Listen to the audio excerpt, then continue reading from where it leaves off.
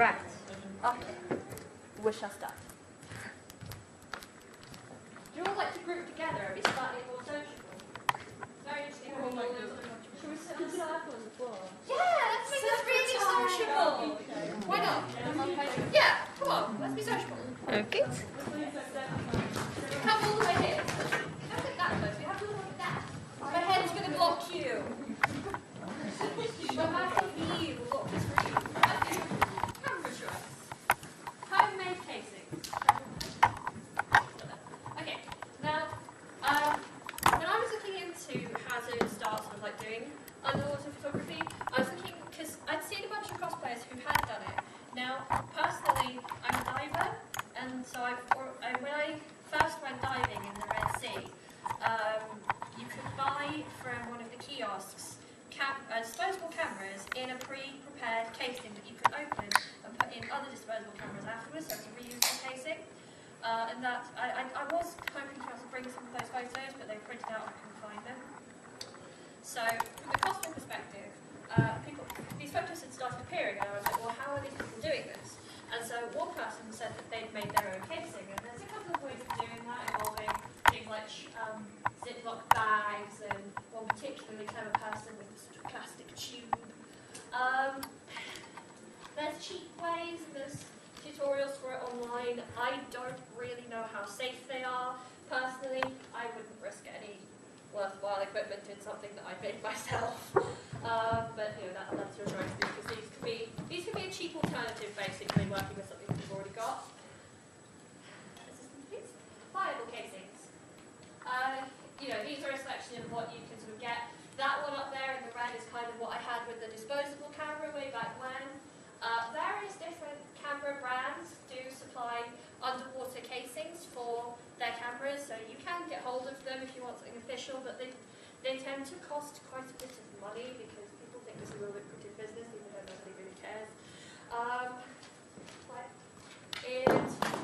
Then there's types of cameras. So the casings is all about putting land cameras in the water, but as a diver, I look at it from the other perspective of using an actual diver's camera, and the camera that I have is the Sea Life DC 1400, which looks like that. Now, I don't have the flash guns and the strobe, which are sort of more useful when you're doing sort of deeper water and you need more light. Really, with cosplay photography, you're only going to be doing it in shallow water, so you don't need to sort of kit yourself out with 800 pounds worth of lighting either side. You can just use sort of, I mean, this camera that came with the casing and camera inside, it cost about 500-600 quid. If you go to the next slide for a minute, it should have some. These are the pictures, not that I took, but promo pictures that come with the description of this camera, so just click through, there's a couple of them. And so, yeah, understanding the thing about diving cameras is that they're designed to capture these sort of close-up images, and so that in terms of range, like if you get a really powerful land camera, you've got fantastic range in terms of like quality of the photo. If I took a picture of say something that's up in that corner, I can really get a high focus on it. But with underwater cameras, everything is designed to be X distance away, and sort of you get more expensive ones and really expensive ones, and then you can get sort of the distance, but most of them are only designed to be a few feet away at best. I think there's another photo after that. Yeah, so there's that one. And then as you click through to the next one, costume choice. Now, tricky. Reality with water. If you're going to use something like a lycra, then it's kind of like a bathing suit. But all I've ever done is kind of try by eye. I mean, that there is cotton jersey and PVC. The dark pink details were done in fabric paint. Now, I suspected that they'd run in chlorinated water or at least get bleached. But when I came out of the water, they were absolutely fine. So my best advice for sort of testing that's a cotton and satin, and it was completely fine. If you wanted to sort of test your costume, get some chlorine in a bathtub. I haven't really done anything by testing. I've just dived in and gone for it. So I think again, so those two were kind of made to go in water. This wasn't. I did not make this to go in water, but it took it to me. Lovely skirts and all on the surface. Look, there's my hoop skirt. Hoop skirt didn't float. It's really funny. And so if you click through, you'll see that parts of this costume, the chiffon especially, is going see-through. That's something you also have to consider. Like in the previous slide, you saw the little white dress. Under that, I was actually wearing a yellow bra. You can kind of see it in some of the photos because, of course, the fabric went see-through. So if you're going to use a fabric that's going to end up going see-through, then please wear appropriate coloured underwear. Don't wear like a spotted bikini that's, I don't know, or male equivalent. You see that hoop skirt doesn't float. This is this random hoop skirt. The only other thing you might have noticed is that the puff sleeves, where air was getting trapped inside, were sort of puffing and acting as the world's largest floaters. It was quite funny. Right, now these selection of pictures are all about water damage. Now, this was a costume that my friend wore where the fabric is lycra and a foil lycra, but the wings are foam board and glitter glue. That did not go down well. So if you click one. So this was one of the first things we were doing where one of the trickiest parts actually about underwater photography is getting everything underwater. So one thing we were trying was, you see how there's that little sort of seating area in the pool? She was sort of falling off of that to give herself gravity to help her pull herself under. And you see how the wings are just sort of flat together and the costume's going everywhere. And if you click through again, and then you see, that was another one, it's the same sort of shot. The wig's coming off, the wings are flailing again. And so if you click through again, by the time we got to about, I don't know, half an hour, the wings had completely disintegrated. They were completely destroyed, so she wasn't wearing them anymore, which kind of spoilt the cosplay, but that's something that Photoshop can fix. So if you press again, you'll see that this is slightly brighter than the one before. If you click again, there should be a comparative photo that comes up. Oh no. Okay. Right. Well, if you remember on this one, the wings have flapped over. And what I've actually done is taken that wing that's no longer flapped over from the one before, to just try and put that element back into the costume. So click again, and this should be the comparative one. Yeah. So there you see the comparison. And I've also brightened it and edited the colours a bit. So, because the thing about underwater is that it actually, the type of light, the colour of light that gets up to underwater, even shallow water, is completely different as to what it is on land. So you have to account for that. It's like when you go into sort of a really badly lit room and it's all the photos come out yellow and people come out looking like Simpsons. Underwater, people are going to start looking blue. Now, the camera that I've got, the diving camera, comes with settings that will start to counterbalance that for you, and I'll come back to that a little bit later. But most of it you can fix colour balance-wise in Photoshop. So, click again. And there you see where I just completely put the wings in from the other photos and just played around with it. Fortunately, the quality of the photo wasn't that great, and so it doesn't look, well, it does look Photoshop, but that's not the point. Right, next slide. Things you take for granted on land. Press. Your wig. Makeup. Costume. Facial expression. Pose. Breathing!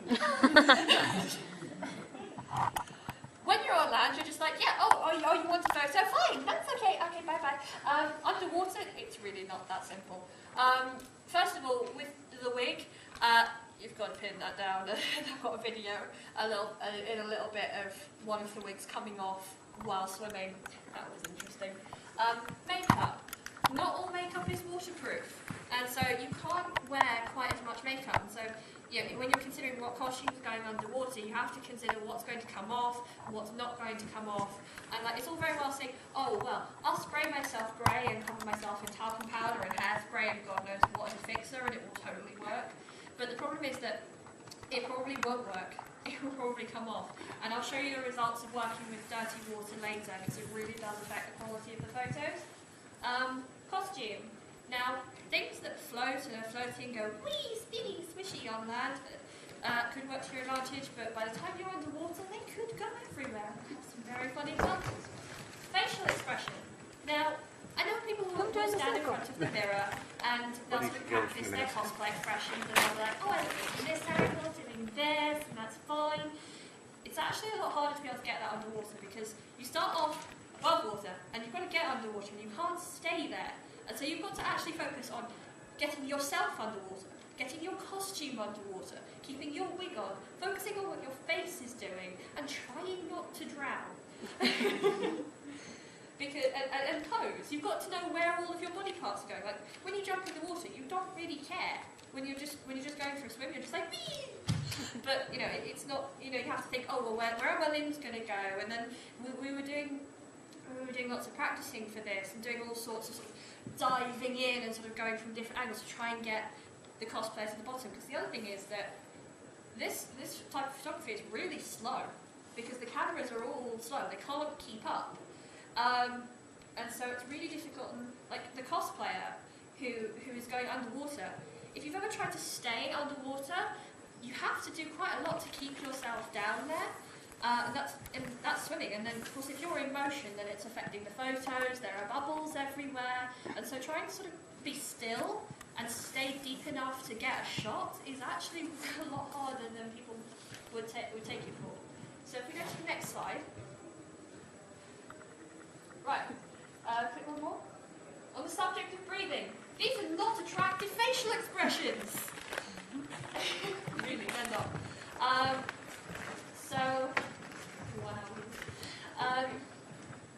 Just try holding your breath and holding a facial expression at the same time. Just try it. Now imagine doing that underwater and having to think about where everything else is going. And you're running out of air. You can breathe now. So initially, you know, these were some of the initial testers, and it was just like trying to find a way for her to be comfortable going underwater. And the way that we found was to breathe through your nose. So if we click on, cut the video. Okay. Go to that one, and play this one first. Hope this will work. Okay. See? Wait. Needs lots of hairpins.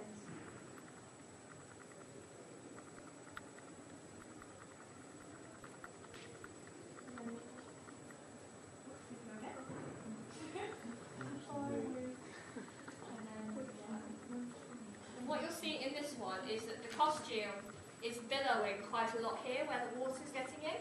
Now, if any of you have ever been interested in doing mermaid tails out of fabric and you want to go swimming in them, you have to keep a hole in the bottom, because otherwise what happens is that water gets in everywhere.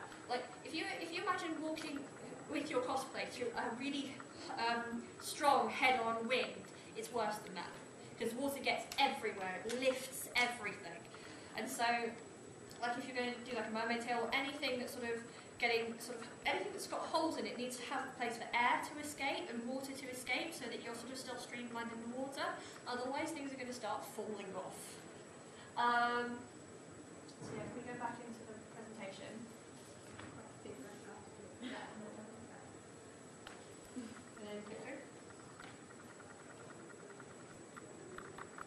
So yeah, here we have an example of the skirt that was there is now up there. and my skirt is also doing the same thing. Look, it's gone from here. Because floaty things are really great on land because they have volume and you look cool when you're doing it. When you're going underwater, water just goes. This is, you don't need dignity. Here we go. Oh, I didn't show them. Here's one. But yeah, so again, if you're focusing, it's just adding to the things you need to focus to. It's like getting parts of your costume under that need to go under. Here is one to do with breathing through the nose and going upside down. Quick, one more time. This was terrifying. I say that because has anyone ever actually sort of done that and sort of hooked your legs on the end of the pool and gone under like that? How did it feel? Horrible. Like you're falling backwards. Yeah, because of course water's going up your nostrils due to gravity, so if you don't breathe out through your nose, you're going to drown. It's really that simple. So I would recommend if you're going to try that, do it very slowly and remember to breathe through your nose. But it can create some really lovely sort of anti-gravity effects. And so if you click through, we'll go to the next slide. You can also get, now this, as I said, it's a slow process. It's not always, great. You get a lot of dud shots, but sometimes you can get sort of these abstract things that when you're looking at it, you're like, what exactly am I looking at? I don't know, but I quite like it anyway. Feel free to join. Can't sit. There's chairs. Can't sit. Stand. Interactive dance. Kneel. You can lean on the stand, I guess.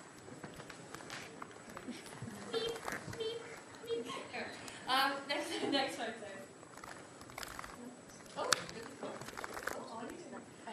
Oh, so yeah, and you can play around with poses. I mean, this was quite an interesting one where Bexy was sort of throwing herself around in circles and really have no idea what she's doing, and that looks quite a lovely ass. But I'm so glad she's not here to kill me for using this photo. Oh, joy!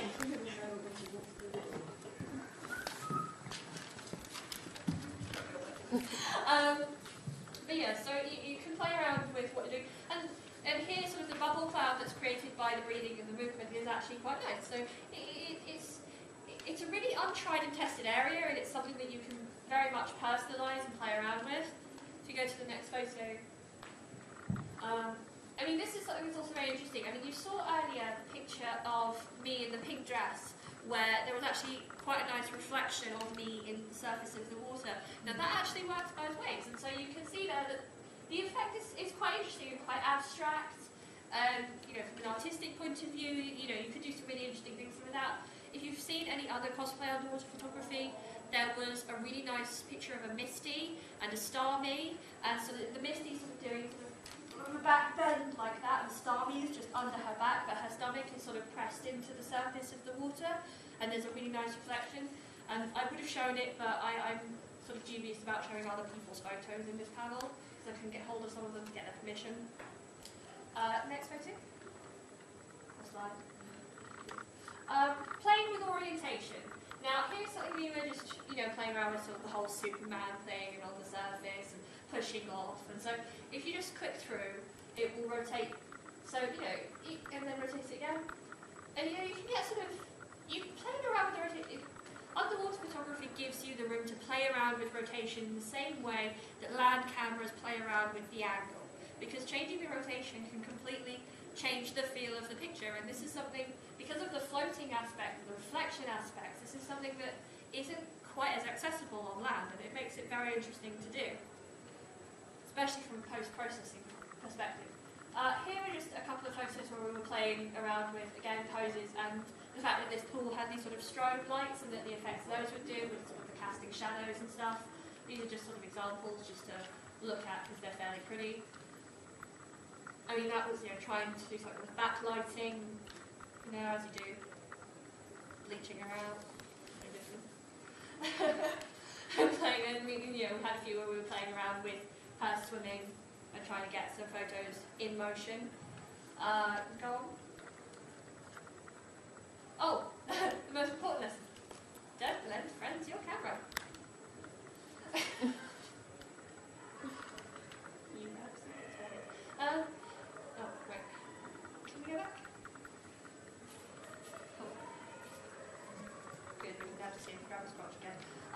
One thing you might notice about this is, look at the colour of his skin. It's kind of orangey. It's kind of like he's in a badly lit room. It's not because he's in a badly lit room, because the lighting is actually really good. But this is actually what my camera, the underwater camera set to shallow underwater lighting, looks like when it takes a picture out of water.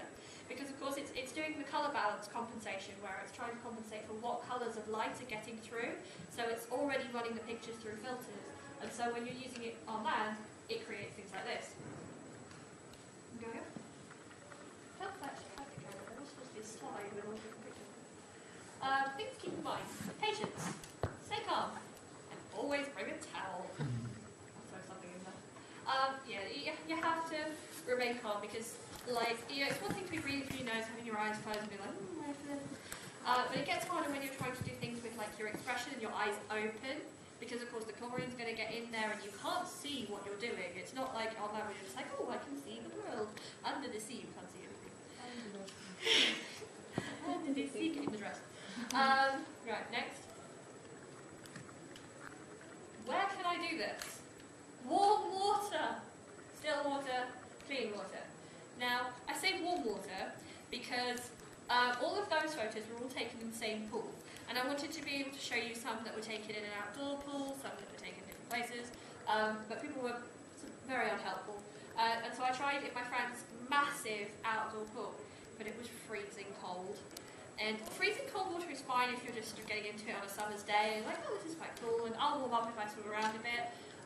You can't be swimming around when you're doing underwater photography, especially if you're a photographer. You've got to get yourself underwater, hold, and control your buoyancy while trying to take the photo, rather than doing what nature is trying to tell you to do, which is float up and down and all over the place. And so in cold water, anytime you go into cold water, you instantly experience shock, whether you like it or not. And so if you're trying to stay underwater and stay still, you're actually going into a low form of shock. And it's really, really difficult to concentrate. I say that because I was trying it. I was just like, I went under. I was just like, no. Came back up. I was like, I'm not doing this. I'm sorry. I can't do this. Still water. Still water because otherwise you're going to get bubbles and ripples, and it's just interference in your photo that you don't need. Clean water. Now this comes back to when I was saying about paint and dirtying the water. If you go on.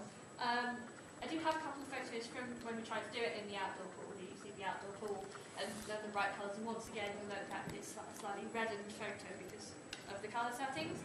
Now, there had actually been a party in the pool the day before and people had been getting into it with all their suntan lotion on, so it was quite murky, and you might be able to sort of tell that already, but if you click again, I mean this is no more distant away than some of the photos from before, but already you can barely see her. And there's bits of debris and the murkiness that's caused from stuff coming off the costume. So you've got to be careful about things coming off. And so again, if you're thinking of taking a costume underwater, I would say that you test it and see if stuff does start to come off. And if it does start to come off, don't do it. Unless you don't mind it being ruined and whoever's pool you're using doesn't mind you destroying the filter. So press again. So, but then again, there's this sort of ethereal look. And again, there was a photo that some people might have seen of an Aerith cosplayer from Final Fantasy VII, where I think she'd gone into freshwater, or it was some sort of natural place, and sort of she was in sort of like a ball, and I think it was meant to represent the live stream. I don't do Final Fantasy VII, but Well, she gets basically buried in a cloud, puts her into a lake, and she sinks to the bottom. So it's her funeral. Good times. But there's a really nice photo of that, and it's got this sort of blurred look to it, probably because the water is not clean, but it can really work. So it depends on what you're trying to shoot. It didn't work for what we were doing. And you'll note how the colours are sort of, if you click again, right, see the brightness of the colours. I know it's slightly redded, but the dimness that comes from the dirty water is just, it's unfortunate because, bright colours are always fun. Click through. Experiment. Yes. These were just some photos playing around with the surface of the water as opposed to just underwater, but it's always, if you just click through the examples, then you see all the different effects you can get with the surface and just, whatever you feel like. Now, I know there's a picture of a Morrigan cosplayer, I think it's Morrigan,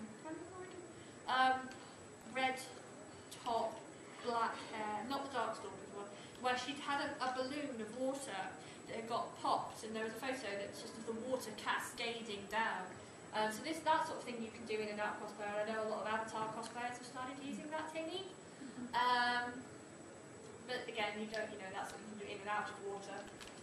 Okay. See, it's playing around with what sort of stuff happens on the surface, jumping in and out. Flow process, abstract shots, orientation. I haven't really been looking at my cheat sheet, I probably should have done. Health and safety. Health and safety, that's a good one. Mainly from the perspective of, most people have been swimming in sort of a t-shirt or something at some point in their life. And like when I went in the big aerial dress, it wasn't as hard to move as people might think it would be. It was hard when I came out, when of course it's not just the weight of the dress, there's the weight of the dress plus all the water. That was a nightmare. But if you're going to do this in cold water, don't. It's too cold. And a lot of the freshwater water around the UK is really cold. Diving off the UK is really, really cold. But if you are going to attempt it and you're going to go into sort of unchlorinated, untested water, then please be aware that there are health risks involved and waterborne diseases, and it might not be safe. And do your research in the area if that's what you're planning on doing. Be sensible.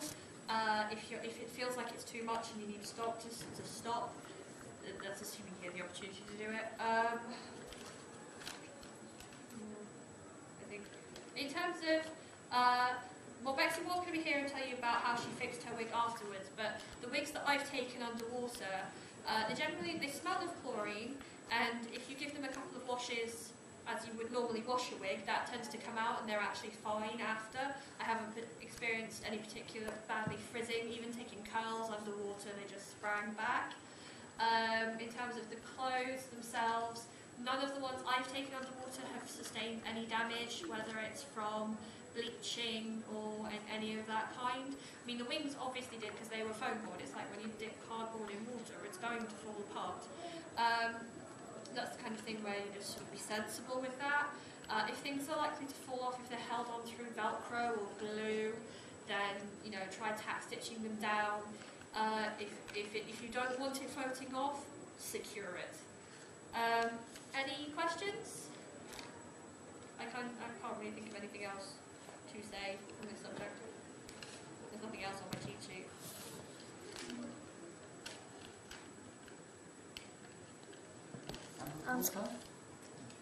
How do you feel about props in the water? Is it easier not to have them, or Well, I haven't done them.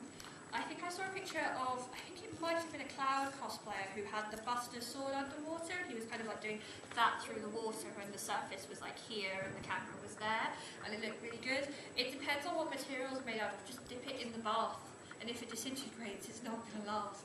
But it might be like the foam board wings where you might get a few shots.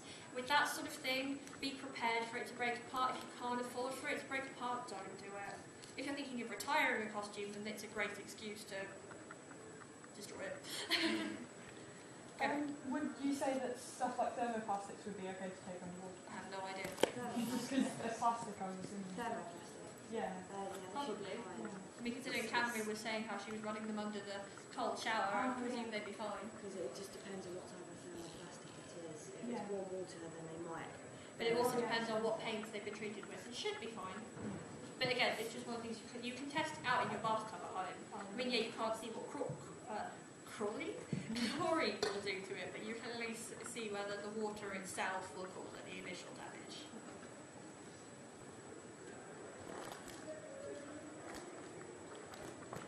Okay. Class dismissed. Thank you. One thing I will also point out about as I said, I was supposed to have pictures of it, but apparently they weren't there. The Sea Life camera that I had, you remember how it looked really chunky? That was actually just a casing, because it comes with its own casing and it has a little sort of camera about this big inside that you can use as a regular land camera. So if this was something you were thinking of experimenting with and you just sort of wanted, your basic handheld camera as well, you can get the 2-in-1 aspect, and it comes with all the instructions on its upkeep and that. How much is that one? Mine was about £500-600.